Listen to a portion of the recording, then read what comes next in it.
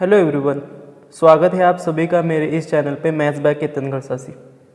तो आज के इस वीडियो में हम देखने वाले हैं कि जो अलजेब्रा के बेसिक फॉर्मूले हैं, जैसे कि a plus b square plus a plus b cube plus और a plus b raise to 4 a plus b raise to 5, इस फॉर्मूले को हम याद कैसे रखें या फिर इस फॉर्मूले को हम याद रखने के लिए एक सिंपल ट्रिक है। तो आज के इस वीडियो में हम ये ट्रिक देखने वाले हैं। ओके, तो बेसिकली फर्स्टली मैं क्या लेता हूँ, a plus b raise to 1 लेता हूँ। तो इसका हमें पता है a plus b raise to 1 का क्या आता है, a प्लस बी, यही आएगा। तो सेकंड फार्मूला क्या है, a प्लस बी का स्क्वायर है। तो इसका हमें याद रहता है कि ये फार्मूला हमें याद है, a square plus 2ab plus b square, ये फार्मूला है। ओके, तो इसके आगे का फार्मूला क्या है, a cube plus 3a square b plus 3ab square plus b cube. Generally ये फॉर्मूले हमें याद रहते, लेकिन इसके आगे के फॉर्मूले हमें याद नहीं रहते। तो इसे सॉल्व करने के लिए क्या ट्रिक है, देखो।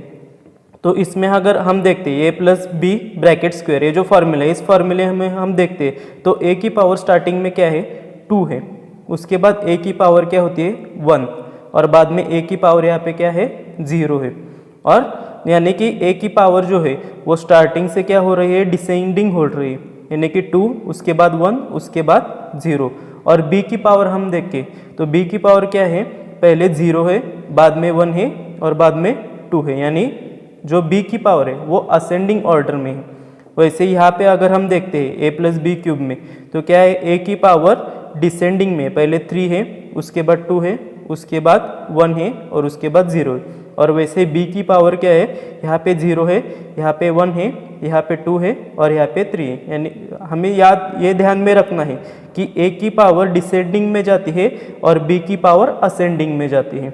और कोएफिशिएंट्स का क्या है, ये जो कोएफिशिएंट्स आते हैं वो कैसे आते हैं, तो जो स्टार्टिंग की टर्म है उसमें कोएफिशिएंट हमेशा 1 रहते हैं, यानी यहाँ पे जो स्टार्टिंग की टर्म है वहाँ पे कोएफिशिएंट 1 ही रहेगा, और एंडिंग की टर्म है वहाँ पे भी कोएफिशिएंट क्या रहता है, 1 ही रहता है, नहीं यहाँ पे 1 रहेगा, यहाँ पे 1 रहेगा। और ये जो बीच की टर्म है यहाँ पे कोएफिशिएंट कैसे आएगा, अब यहाँ पे कौन सा कोएफिशिएंट आए, 3 आ रहा है। तो ये 3 कहाँ से आ गया, यहाँ का 1 और यहाँ का 2, तो 1 प्लस 2 ये कितना आता है, 3 आता है।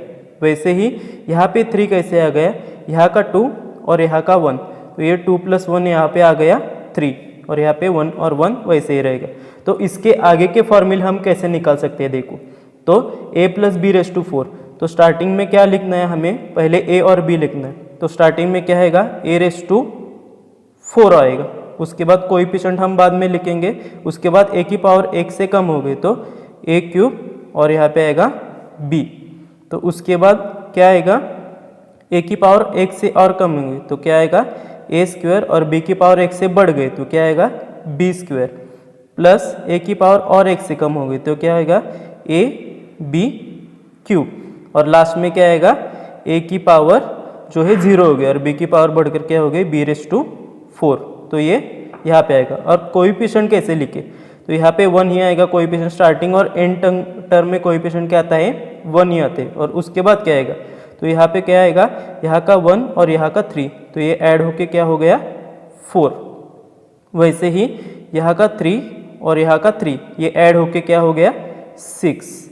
वैसे ही यहाँ का 3 और यहाँ का 1 ये ऐड होके क्या हो गया, 3 प्लस 1 4, और यहाँ पे 1 ही रहेगा। तो ये a plus b raise to 4 का फॉर्मूला क्या आएगा, a raise to 4 plus 4a cube b plus 6a square b square plus 4ab cube plus 4b raise to plus b raise to 4। तो ये सिंपल तरीका है। तो चलो अब ऐसे ही देखते हैं, a plus b raise to 5 का फॉर्मूला हम निकाल सकते हैं।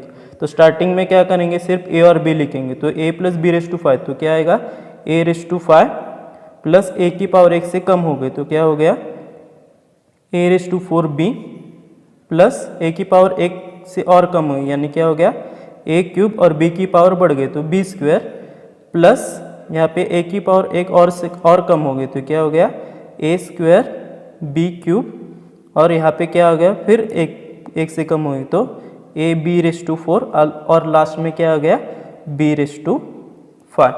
तो कोएफिशिएंट के लिए मैंने क्या कहा, स्टार्टिंग और एक में कोएफिशिएंट एक ही रहेगा, उसके बाद कोएफिशिएंट क्या करेंगे हम, ऐड करेंगे। तो यहाँ का 1 और यहाँ का 4 कितना आता है 5, तो यहाँ पे 5 आ गया।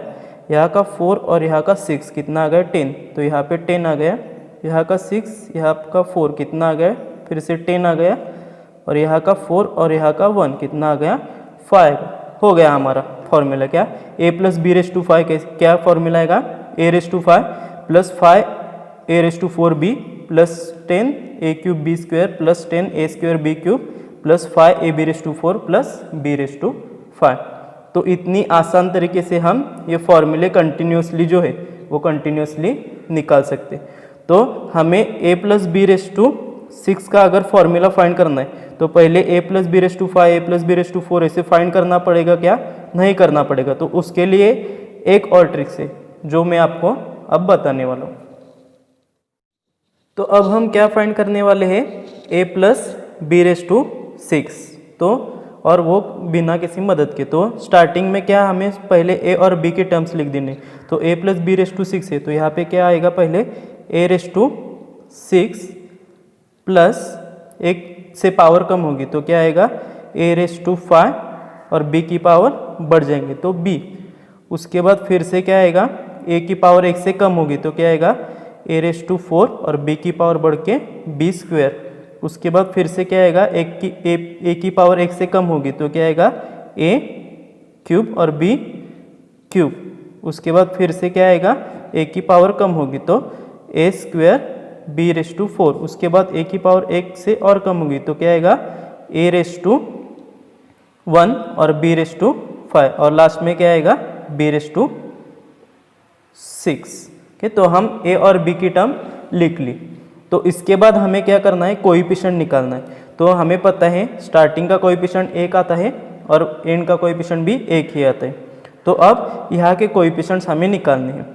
तो अगर हम देखें तो a plus b raise to 6 है, तो यहाँ का कोएफिशिएंट भी क्या आता है, हमेशा 6 ही आता है, ये हमें ध्यान में रखना है। तो इसके अगला कोएफिशिएंट कैसे निकाल, तो इसके अगला कोएफिशिएंट निकालने के लिए क्या करना पड़ेगा, ये 6 है और ये 5 है, तो क्या करना पड़ेगा, इन्हें हम पहले मल्टीप्लाई कर देते। तो यहाँ का 6 मल्टीप्लाइड बाय यहाँ का 5 और डिवाइडेड बाय क्या है, ये b की पावर क्या है 1 ही है, तो इसमें हमें एक ऐड कर देना है। तो b की पावर 1 है, इसमें एक हमने ऐड कर दिया, तो ये क्या हो गया 1 प्लस 1 2। तो 6 इंटू 5 कितना आता है 30 डिवाइडेड बाय 2, तो ये कितना आएगा 15। ओके, तो यहाँ पे क्या आएगा 15 आ गया। तो अगला यहाँ पे क्या कोएफिशिएंट आएगा, वैसे ही यहाँ पे क्या है 15 multiplied by 4 divided by b की पावर 2 है, उसमें एक ऐड कर दिया 2 और 1 कितना आ गया 3, तो ये क्या हो गया 60 डिवाइडेड बाय 3। तो ये कितना आएगा 60 डिवाइडेड बाय 3 20। इसके आगे यहाँ पे कितना है 20 और यहाँ पे 3 है, तो ये क्या आ गया 20 मल्टीप्लाइड बाय 3 और डिवाइडेड बाय b की पावर कितनी है 3 प्लस 1 4। तो 20 मल्टीप्लाइड बाय 3 कितना आता है 60 डिवाइडेड बाय 4, यहाँ पे फिर से कितना आ गया 15 आ गया। वैसे ही यहाँ पे 15 है, यहाँ पे 2 है, तो ये क्या होगा 15 मल्टीप्लाइड बाय 2 और यहाँ पे पावर b की कितनी है 4, 4 प्लस 1 कितना आएगा 5, तो ये क्या हो गया 15 मल्टीप्लाइड बाय 2 कितना आता है 30 डिवाइडेड बाय 5, तो ये कितना आ गया फिर से 6 और यहाँ पे 1 की पावर 1 ही रही।